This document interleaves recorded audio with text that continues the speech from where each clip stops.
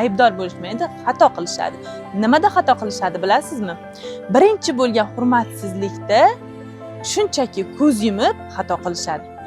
Ikkinchi xato, qizim tinch bo'lsin, uni oilasi tinch bo'lsin, sen chidashga majbursan, chida, oilang buzilmasin. Qizingiz baxtli emas, chidab yashashga o'rgatib qo'yasiz. Qizingizni shunchaki baxtli emas, majbur yashashga o'rgatib qo'yasiz.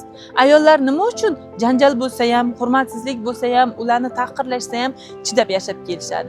Yo 3 ta bolasi, yo 4 ta bolasi uchun, yoki odamlar nima deydi degan gap bilan.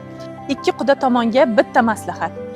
Siz qizingizni behurmat qilishlariga avvalambor yo'l qo'ymang, o'zingizni, oilangizni tahqirlashlariga yo'l qo'ymang va o'ta kuchli darajada hurmat qiling. Avvalambor hurmat qiling, yoki kelin ham qaynona qaynotasini hurmat qilishi kerak va hurmatsizlik qilishiga hech qachon yo'l qo'ymasligi kerak.